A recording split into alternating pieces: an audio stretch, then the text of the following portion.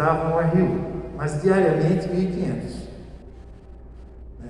Por conta de várias situações, né? Não ter aula talvez em determinado dia, etc. Então a média diária era 1.500. Isso é 1/3 dos alunos total com cadastro na praia, que a gente considerava isento de pagamento de taxa no RU. Então, quando nós chamamos a empresa, foi: qual é a capacidade de vocês nesse primeiro momento? Eles falaram em 500, a gente apertou até ir a 700. Né? Aí, vamos ver como é que isso se comporta na segunda semana. Se nos primeiros dias a gente vê e comprovar que a necessidade é maior, vamos pedir para a empresa tentar aumentar essa produção. Porque é uma empresa de Blumenau que está montando cozinha aqui, né? E por questões administrativas, burocráticas, etc., esse contrato não pôde ser assinado anteriormente, assim como o contrato com os nossos terceirizados, né? O contrato também por questões administrativas, muito embora a licitação tenha sido completada em dezembro, só foi assinado agora no final de janeiro. E aí eles têm 30 dias para fazer a contratação, estão com dificuldade de contratar pessoas qualificadas, são 85 postos de trabalho de auxiliares de cozinha, mais 15 de almoxarifado, etc. Então a ideia é que a gente possa abrir o RU oficialmente no dia 18, mas estamos tentando antecipar isso o quanto antes, até alguém aqui falou, para fazer aquela máquina funcionar, fazer testes com a equipe nova e etc.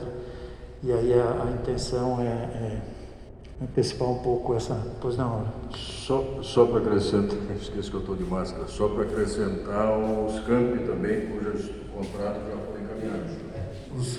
Os campi, as licitações já se encerraram, está tudo perfeito. O CCA, a licitação é agora dia 16 de março, abre os envelopes com as propostas. E aí dia 18 a gente abre o RU do CCA. E nos campi, a gerência de datas, de aberturas, etc., é responsabilidade dos campi, né? O RU é responsável pela questão de pagamento das faturas mensais, mas esse contato de data de abertura do RU, como é que vai funcionar, são das direções dos campi de Araranguá, Blumenau, Curitibanos e Joinville, e está tudo certo, está tudo assinado, está tudo tranquilo. Então, assim, Blumenau parece que abre dia 4 de abril, é uma segunda-feira. Araranguá mais ou menos isso, já foi, eu tenho relatos dos diretores que já houve conversa com a pós-graduação e etc. Porque lá também é uma questão aí com a empresa, né?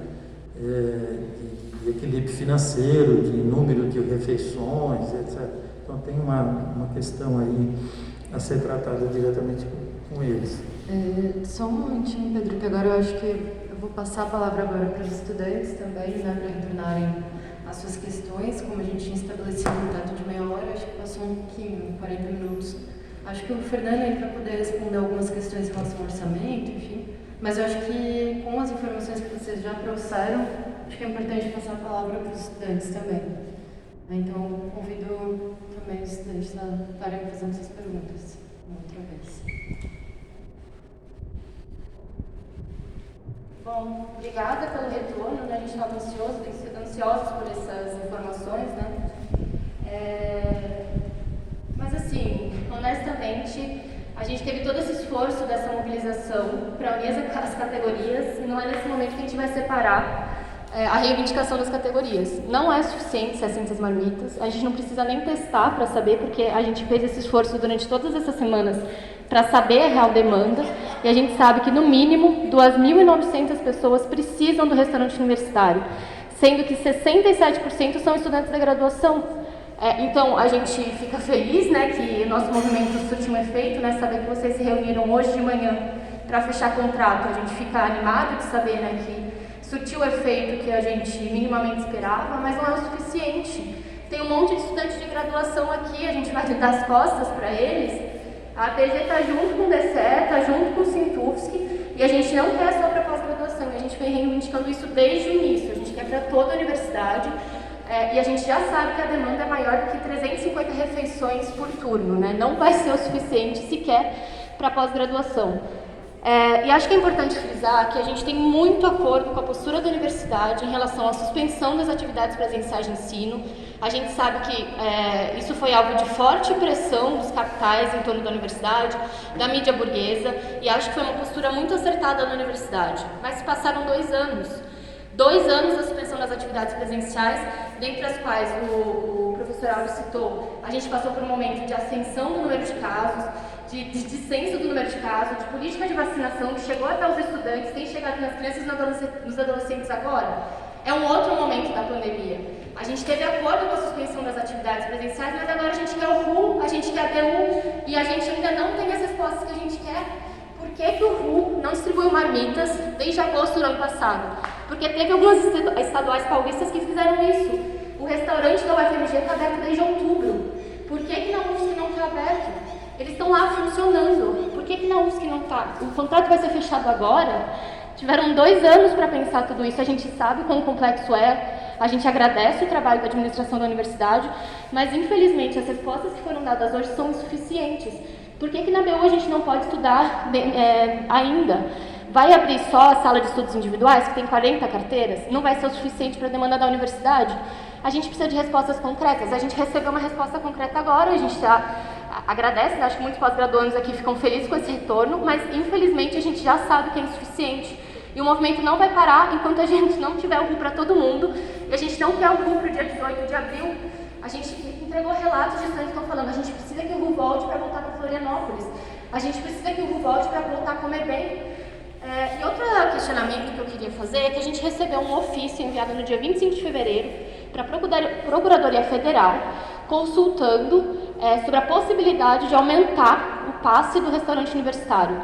Essa consulta foi feita no dia seguinte da PG contatar a reitoria para fazer essa audiência pública, e foi enviado um ofício para a Procuradoria Federal consultando sobre a possibilidade de excluir os servidores técnicos do uso do restaurante universitário e também da possibilidade de aumentar o RU. Então eu pergunto, essa administração não vai aumentar o RU, mas e aí, esse é um plano da universidade? Porque a gente tem esse documento em mãos. Não sei se mais estudantes querem colocar outras questões. Acho que a Duda... Queria reforçar também o que a Amanda acabou de trazer, que 350 refeições por dia, né, são ofertadas manhã e noite, almoço para pós-graduação, é muito insuficiente, né? Muitos estudantes já demonstraram que precisam do RU só da pós-graduação e da graduação também, né? Tem muito estudante que está passando fome. Está muito caro o mercado, está muito difícil de sobreviver em Floripa. O mercado em Floripa é absurdamente caro. A gente precisa comer, a gente precisa se alimentar. É direito dos estudantes ter acesso ao RU, é nosso direito mesmo de vida, de conseguir sobreviver nessa cidade. Então, acho que se passaram 2 anos, teve mais de 4 planejamentos, né? Por que não conseguiram, então, colocar um inteiro para graduação? Tem muitos estudantes que estão colocando suas necessidades concretas de conseguir sobreviver nessa cidade. Eu acho que não tem como... Eu entendo, né, tudo que foi colocado aqui, também agradeço a administração central pelas respostas trazidas. Sei que foi difícil esses 2 anos também de planejamento, mas também não tem como eu não colocar essa posição do DCE em relação à resposta que a gente teve agora. Não ouvi também a resposta concreta em relação à BU, em relação à moradia estudantil, ao edital também. Teve caso de estudante em situação de rua que procurou o DCE ano passado, que teve que morar na rua porque não conseguiu acessar a moradia estudantil. Então, isso também é uma situação absurda, assim, do que os estudantes estão passando, né? Queria que a gente tivesse as respostas concretas e também sobre a questão da moradia indígena, que eu também perguntei, e da questão da infraestrutura da UFSC, que vários estudantes estão colocando, que estão com medo de voltar para a universidade, porque a sala está caindo aos pedaços, porque não se sente seguro em estar na UFSC, por questão de infraestrutura mesmo. Acho que as questões orçamentárias também foram pouco trazidas e são algo que estão sempre nos questionamentos dos estudantes, assim. Só reforçando essas questões. Eu Eu acho que o que a gente está tentando dizer aqui agora com essas falas, depois de ouvir vocês, é que a gente tem acompanhado como é que a UFSC está gestionando a pandemia. Como a Amanda disse, a gente está de acordo com toda a questão de suspender as aulas, de suspender as atividades presenciais. Vocês fizeram um histórico aqui pra gente de como que essa gestão tem acontecido e a gente está ciente disso, a gente está acompanhando a UFSC, a gente está acompanhando as mídias oficiais que trazem informações, mas o que a gente quer são informações práticas. Agora a gente recebeu aqui a informação de 750 marmitas e a gente diz que não é suficiente. A gente está aqui enquanto classe, a gente está com todos os estudantes e a gente não aceita menos do que alimentação para todo mundo que está aqui e precisa disso. A gente não vai se contentar com o histórico de como foi feita a gestão da pandemia. A gente quer respostas porque as nossas questões são urgentes e isso está sendo colocado aqui em evidência para vocês hoje nessa mobilização. Oi, gente, é que assim, a gente está aqui há mais de meia hora para ouvir respostas que são muito simples de dizer para a gente. Se tinham tantos planejamentos sobre o RU, por que eles não foram apresentados para a gente antes e só agora? Perto que uma semana de vocês começarem a entregar marmita? E é isso que os colegas disseram? Isso é insuficiente? Diz aqui, quantos estudantes aqui que não comiam todos os dias no RU? Eu era uma que vinha aqui até no domingo, comia todas as refeições, e isso pesa no bolso. A cesta básica de Florianópolis é o que? A segunda mais cara hoje? Antes eu pagava 200 pila para comer em 2 pessoas. As 2 principais refeições. Hoje com 200 reais você não paga nem o café da manhã. Isso é muito significativo porque escancara a desigualdade que a gente sofre dentro da universidade, onde muitos colegas têm que conciliar uma jornada dupla, as mulheres jornada tripla, quádrupla, para poder sustentar esse sonho de viver a universidade, poder estar na graduação, poder avançar com o conhecimento, poder travar uma outra relação, poder construir uma outra sociedade. Isso é muito forte. A gente não pode ter uma reitoria cuja política seja de sustentar essa desigualdade. A gente tem que ter uma reitoria que tenha política que garanta que todos possam ter o mais próximo possível de uma igualdade para poder construir esse sonho. O sonho de uma sociedade que seja mais justa. Então, assim, eu acho que... Eu não sei vocês, mas depois de ouvir tudo isso, eu sinto como se eu tivesse chego no início. Não me trouxe nada novo, além da questão das marmitas, mas ainda assim me deu a entender que isso é só um início muito ruim, porque tem muitos estudantes aqui que já poderiam estar comendo, seja as marmitas distribuídas, né? Se a gente tem uma experiência já de outras universidades que tiveram durante a pandemia a oferta das marmitas e que a gente não tem. Então, assim, acho que o que resta para a gente agora é ouvir de fato as respostas que a reitoria tem a dar, não só aquilo que a gente já sabe, mas de fato a concretude da política que a reitoria vai ter para esse momento de retorno. Oi, boa tarde. Uma coisa que me chamou bastante atenção desde o início da fala do professor Ubaldo é como está sendo ouvido, né, o Comitê Epidemiológico da UFSC, e eu gostaria de ressaltar algumas coisas.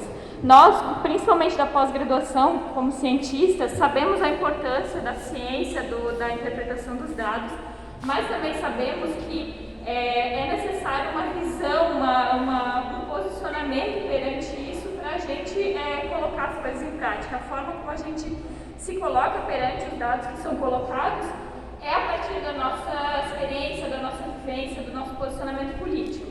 E de uma reitoria, principalmente, o que a gente espera é esse tipo de posicionamento, um posicionamento que mostre qual é o rumo da universidade, que diga assim, esse é o rumo que a gente vai seguir e por esses motivos. E o que a gente está vendo agora é uma série de palavras que falam sobre condições epidemiológicas que realmente existem, mas que podem ser agidos de forma totalmente diferente, e isso não está sendo feito pela reitoria.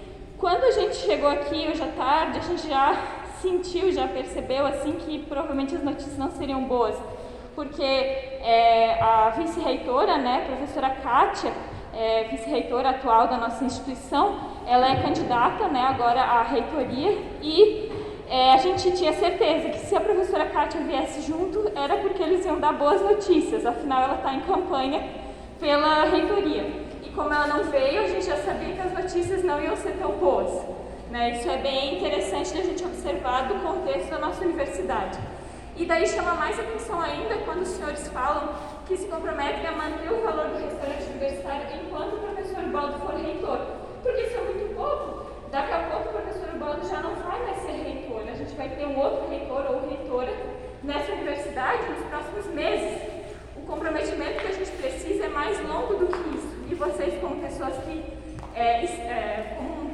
existe uma chapa de continuidade dessa reitoria, também podem sim fazer esse comprometimento no sentido dessa chapa de continuidade, também se afirmar pela defesa de manter o restaurante universitário a 1,50. Então, isso que eu gostaria de pedir para vocês nesse momento.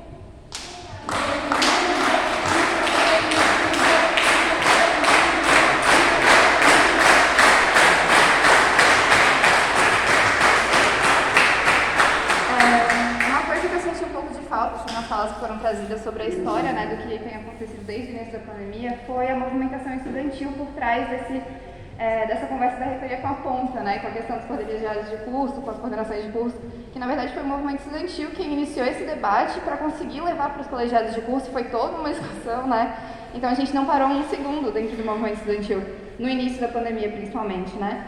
E a partir dali foram muitos debates sobre o que seria a entrada do ensino remoto numa universidade, né? Qual é o papel da universidade, qual é a nossa formação, o que a gente faz lá dentro, né? Isso foi bastante trazido aqui, já não vou voltar a repetir, mas acho que é importante lembrar disso. E acho que isso também é um reflexo, hoje, por exemplo, a diminuição dos estudantes nessa mobilização também é um reflexo desse distanciamento que aconteceu por conta do ensino remoto, né? E também isso é consequência das atitudes da reitoria, no sentido de não pensar planejamento de como retornar para a universidade algumas questões. Por exemplo, as atividades técnicas já têm ocorrido, que nem a gente estava falando aqui, tanto que a pós-graduação ainda já está funcionando, enfim. Inclusive, isso é uma dúvida que eu tenho, né? As marmitas vão continuar até o 18 de abril, ou aí vai abrir o RU, ou vai abrir a DG, que está um funcionamento Manifestação dos estudantes junto à Universidade Federal de Santa Catarina. Estudantes escutam a reitoria e negam as suas propostas. YouTube, Luiz Carcerelli, bora viver. Se inscreve lá no canal, dá um like, compartilha os vídeos. Nós temos aí uma playlist no canal chamada UFSC CCA. Clica lá que você vai ver esse vídeo e muitos outros vídeos mostrando a Universidade Federal de Santa Catarina em épocas de pandemia. Estudantes negam posição da reitoria. Obrigado a todos pelo vídeo e até o próximo vídeo.